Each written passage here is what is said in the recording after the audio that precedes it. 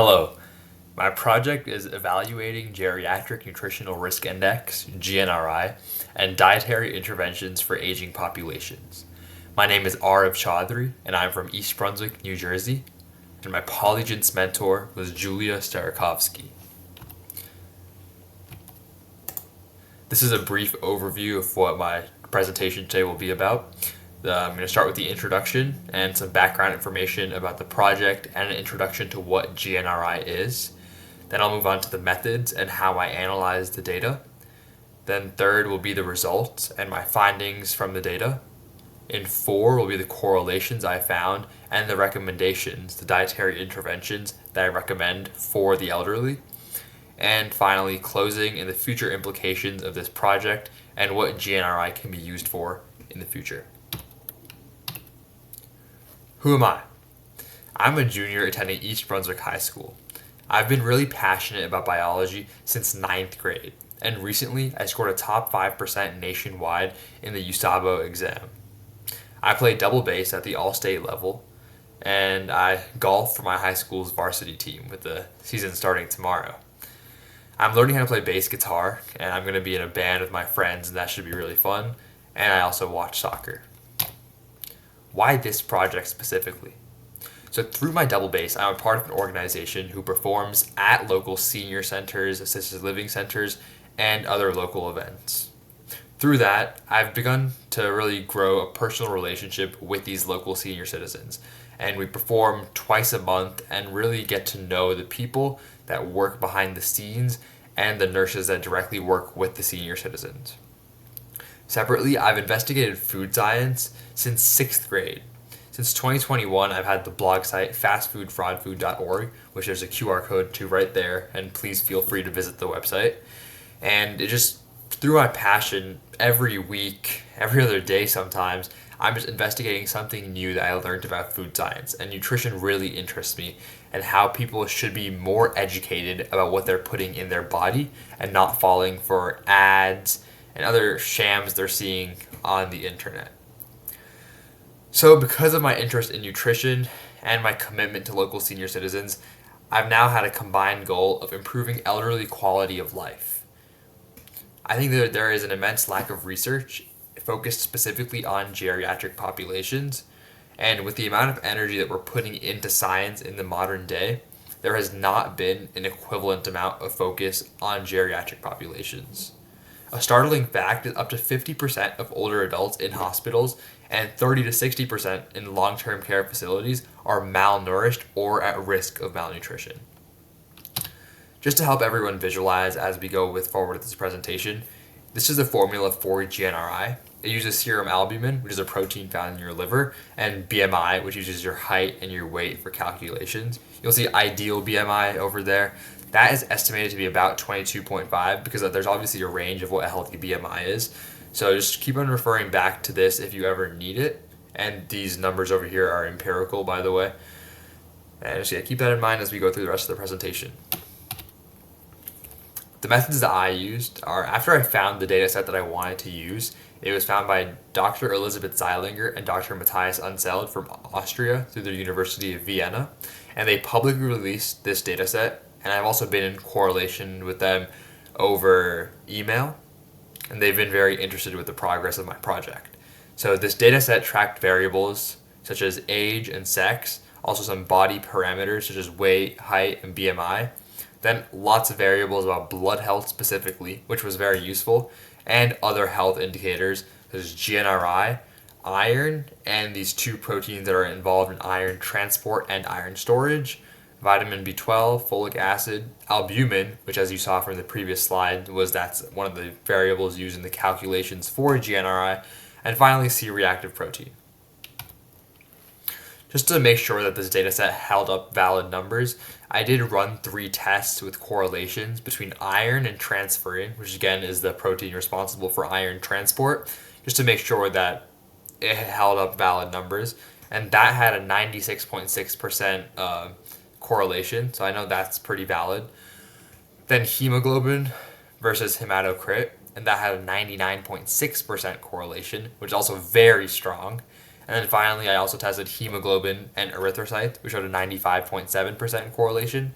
And all of these calculations together just help me see that any findings I have from this data are pretty much accurate because I've tested to make sure that the data set does hold up to the standards that it should hold up to.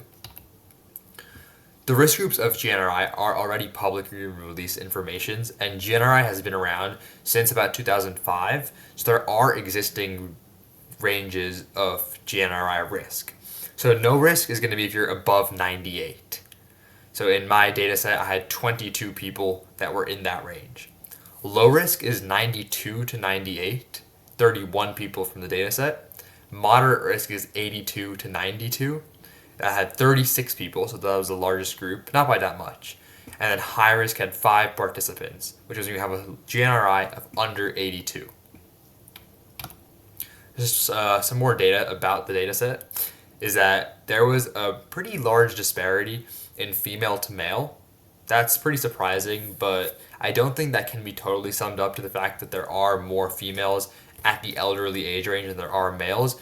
I think there might have been just some difference in how Dr. Elizabeth Zeilinger and Dr. Matthias Unseld chose the participants for this data. And anemia is also pretty important because iron and mean corpuscular hemoglobin are important variables throughout the rest of this investigation, and anemia gives us a pretty good insight on those two variables and all the other blood variables that I talked about before. So it was interesting to see that there was almost 30% of this data set was anemic, which is larger than you would expect. The first variable that I chose to track here is mean corpuscular hemoglobin. So out of the 25, this was one of the strongest correlations that I saw. And what you can notice here is that as the risk level increases, the mean corpuscular hemoglobin, which is almost the volume of the cell, that decreases. C-reactive protein is an indicator of inflammation. So after your body faces disease and it's fighting it off, in the healing process, your body releases the C-reactive protein, and that is an indicator of inflammation. So we can see that as the risk level increases, there's a very strong increase in C-reactive protein, which tells us that as nutritional risk increases, as does inflammation. As the geriatric nutritional risk index decreased, which means the increase in risk, the iron levels also decreased, and you can see a similar level with the transferrin, because those two variables are expected to have very similar ratios. This is just a summary of all the data with the exact means, standard deviations, and R values, which is just the correlation. You can see that there's a increase in MCH, there's an increase in CRP, there's a decrease in iron, and there's a decrease in transferrin. So the GNRI trends were absorbed within mean corpuscular hemoglobin, C-reactive protein, and iron, enabling a potential for GNRI to be used to recommend specific diets in the senior population.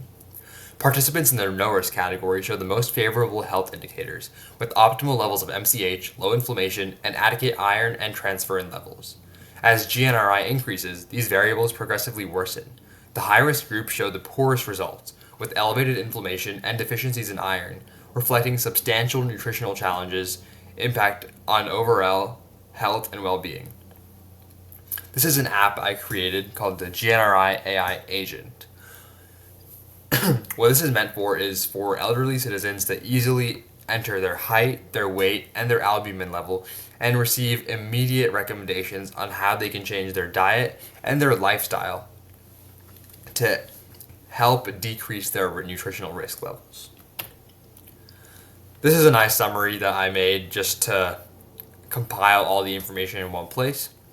So you can see that as you move up in risk level, there are more and more recommendations that you might need to implement into your life to lower your risk level. And they do get more and more dire as the risk level becomes more and more dire. But I do recommend for all elderly citizens, if you look at the top right box, is to avoid iron absorption inhibiting beverages with meals and to continuously monitor your health with regular blood tests, because that will give you consistent data about how your body is doing, which you might not always be able to see through other indicators. The future implications of this project are vast, because understanding how one metric can affect the elderly population's Overall health is massive. It can be used for early disease detection, personalized diets and lifestyles, as I have attempted here. It can improve overall geriatric care, and from my experience, there is a need for that. There could be further biomarker exploration I investigated for, but I'm sure there are many more that could help us gauge geriatric nutrition and risk at a more deep level. More studies on longevity. Like, can humans live for 200 years? Potential pharmacological interventions. Any drugs that could be used to help senior citizens be more healthy. And just further guidelines for elderly nutrition. So elderly care can be increased, and even people that are still in charge of their own health and what they eat, so they can be more informed, just as my goal is through fastfoodfraudfood.org. Thank you for watching.